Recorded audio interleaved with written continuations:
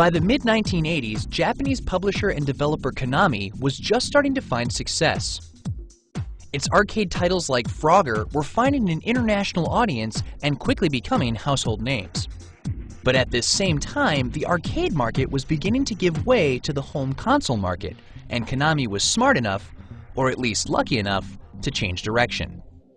So they started developing games for a number of different systems, including the original Nintendo Entertainment System called the Famicom in Japan.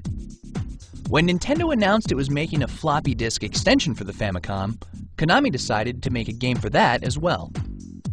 They went for a heavily Western-influenced game, taking its cues from famous Western horror stories and set in Renaissance Europe.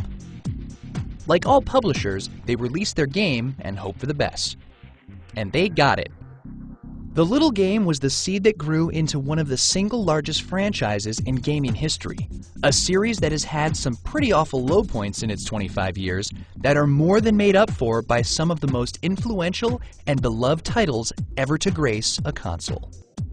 From the original disc to the newest Lords of Shadow, Castlevania has survived changing trends, new fashions, and innumerable hordes of darkness to emerge as one of the very few franchises to count its history in decades.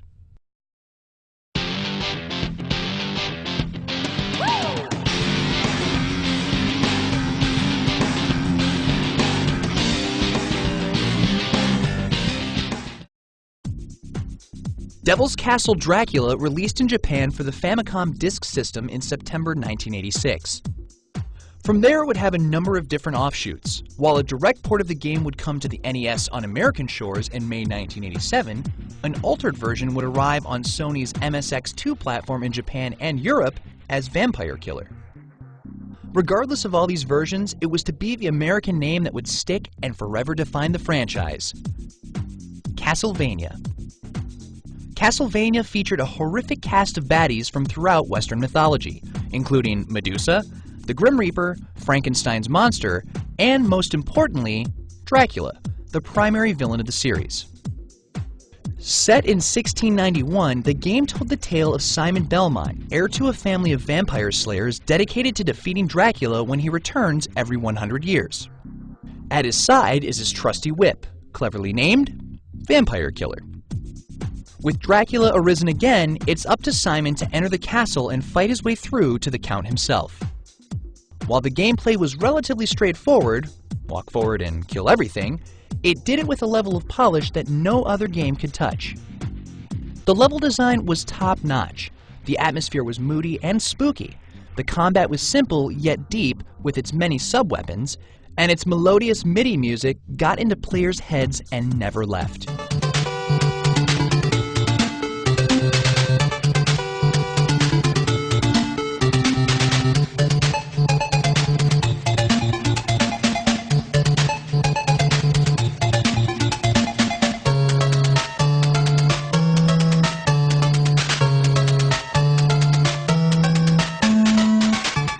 The whole package was simple to get into and difficult to master, an addicting combination that spread like wildfire. Castlevania single-handedly invented the action-adventure platformer, a legacy that all modern action games must pay tribute to.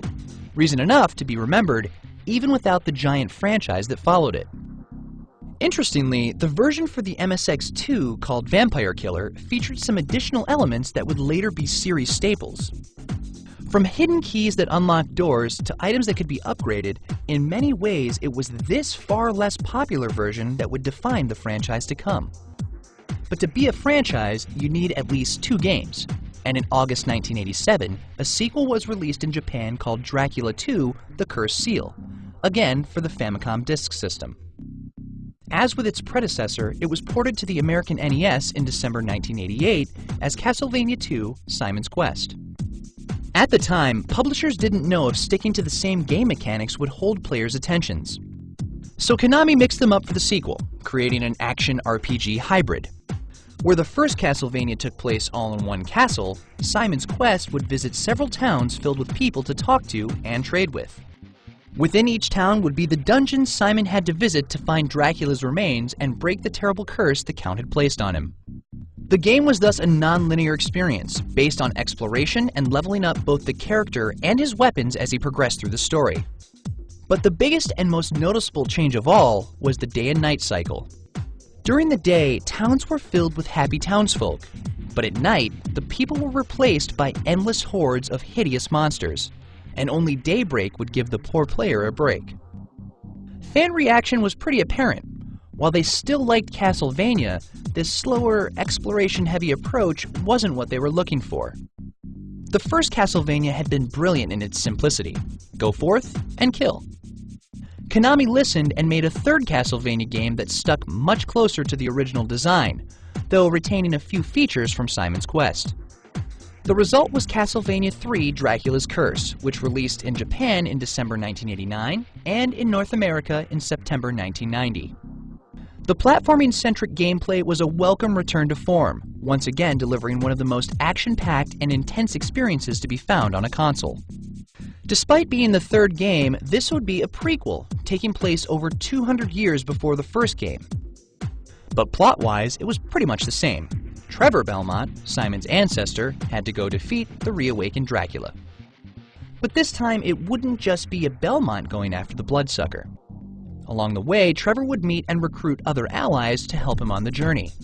However, given the technical limitations of the NES, only one character could be shown on screen at once, leading to an odd replacement mechanic where Trevor would appear to become the second character. Nonetheless, each character played differently and added a lot of variety to the still solid gameplay. Importantly, one of these new characters was Dracula's son, Alucard, which is just Dracula backwards. Konami could never have known what that character would later do for them. While still an overwhelmingly linear experience, Konami gave players a choice of where to go after the end of each level, adding to the replay value of the title. On the whole, Castlevania III was considered an excellent title and proved that the core Castlevania formula was not just a one-hit wonder.